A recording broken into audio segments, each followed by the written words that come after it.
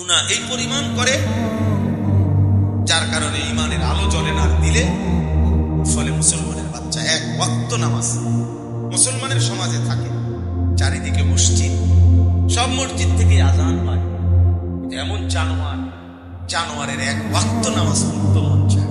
কত বড় নিকৃষ্ট হয়, কলিজাটা কি পরিমাণ মরে যায়, কলিজাটা কি পরিমাণ মরে গেছে। বাবার চোখেও কোনো ফিকির নাই, বাবা তো দেখে যে আমার ছেলে এক ওয়াক্ত নামাজ, কোন বাবা না জানে, কোন মা বুঝে না, সবাই বুঝে, সবাই বুঝে। মা বাবার কলিজার মধ্যে দুনিয়া, সন্তানের কলিজার মধ্যে মা বাবার কথা হলো নামাজ পড়লে না পড়লে টাকা পয়সা কামাই করে কিনে গেল দেখার বিষয়। দেশে হোক বিদেশ যাই হোক পয়সা রোজগার করে খালাস, আর কোনো টেনশন, খোলা লাইনে আছে। আর যদি টাকা পয়সা ঠিক মতো না দেয় ফোলাগা বেলায় কতখানি দিয়ে চাইছি, কোনো চাকরি করে পয়সা নাই, এই জন্য নাই তো এতটা ছোট বাচ্চার হাতে মোবাইল, কথা না। যদি গাফেল মা বাপ না হতো, গাফেল আপনি বলবেন আমি আমার ছেলের সাথে পারি না, হুজুর বলছি শুনে নাই, মিথ্যা কথা, 100% মিথ্যা, 100 মিথ্যা। পারছেন না মানে আপনি কি বেড হইতেছেন? আপনার 8 বছরের বাচ্চার আহ্লাদ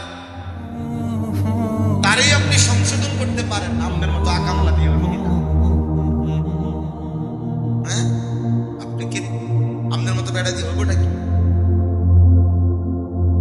আপনার 12 বছরের ছেলেটাকে আপনি নিয়ন্ত্রণ করতে পারলেন আপনার চোখের সামনে, নিজ ঘরে আপন ঘরে ঘুমাইয়া, বাপ মা জীবিত, খোদার 1 বছর চলে যায়, কোনোদিন ফজরের নামাজ পড়ে না, মুসলমানের ঘরে এত বড় জানোয়ার কেমন ঘুমায়? হ্যাঁ, মুসলমানের ঘরে এত বড় হাইওয়ান কিভাবে ঘুমায় বলেন বাবা? মূল কথা এটাই। আপনি মা বাবার কলিজার ভিতরে দেখেন খুললা, ওদের কাছে আখিরাত দরকার, আখিরাত দরকার হইলে ওরা চিল্লাইতো, ওরা গড়াগড়ি দিয়ে কাঁদতো, আর আহাজারি করতো, আহা আমার ছেলে তো নামাজ পড়ে না, তা আমার ছেলের জীবন ভবিষ্যৎ কি? আমার ভবিষ্যৎ তো বাপ পুরা কাল রেখে, ভবিষ্যৎ পায় আখিরাত। দুনিয়া পুরাটাই বর্তমান। আমি বইয়ের ভাষার ভবিষ্যৎ অতীতকালে তো আরেক কথা, বইয়ের ভাষায় তো অনেক কিছু আছে, অনেক অঙ্ক বইয়ের মধ্যে তো লেখা আছে 1 কেজি চালের দাম ধরি 1 টাকা, ধরেন না যাইয়া বাজারে বইয়ে লিখছে, অঙ্ক মিলাইতে গিয়ে লেখে না যে ধরি 1 কেজি চাউল কি একটা, ধরেন না ধরে যান না বাজারে, আপনার বই নেই আসলে মস্কারি করবার জায়গা পাও না। বাস্তবতা হইল ভবিষ্যৎ তো আখিরাত, দুনিয়া পুরাটাই বড়। এই জন্য কুরআনুল কারীমের মধ্যে আল্লাহ তাআলা স্পষ্ট বলছেন, ওয়ালতানজুর নাফসুম মা কদ্দামাত লিগাদ, আগামীকাল ভবিষ্যৎ, আগামীকাল ভবিষ্যতের জন্য আজকের দুনিয়া থেকে তুমি কি পাঠিয়েছো বান্দা, এটা হিসাব।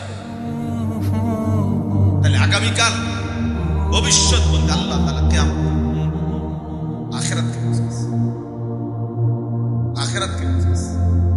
আমাদের অসংখ্য মা বাপ সন্তানকে দিন শিখায় না, কেন?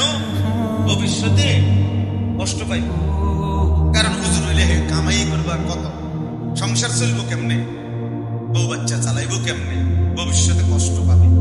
এই ভবিষ্যৎ বলতে উনি কি বুঝাইছে? আখিরাত? জিনা জিনা উনি বুঝাইছে 40 বছর পরের হায়াত, কর্মজীবন আর কি, বিবাহ পরবর্তী জিন্দেগি, এটারে উনি বলছেন ভবিষ্যৎ।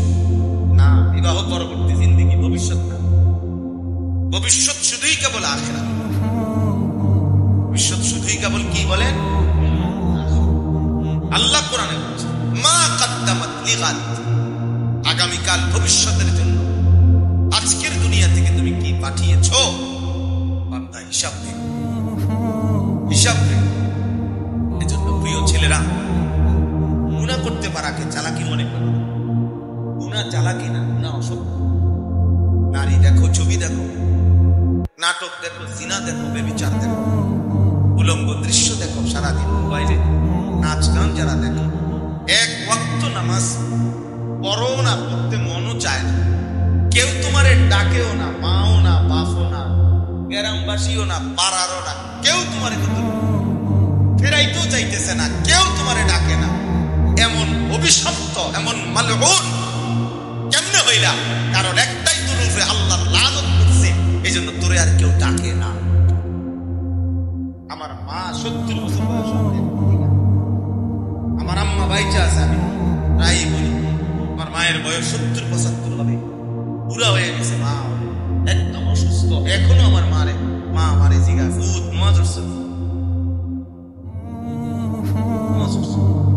খোদার কসম,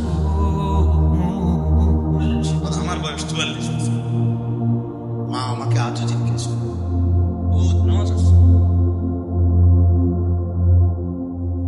তোমারে ডাকে না কেন? কেউ তোমারে, কারণ অভিশপ্ত আল্লাহর নাফরমানি অব্যাহত করার কারণে আল্লাহ তাআলা রহমের দৃষ্টি তার থেকে সরায় দিয়েছে।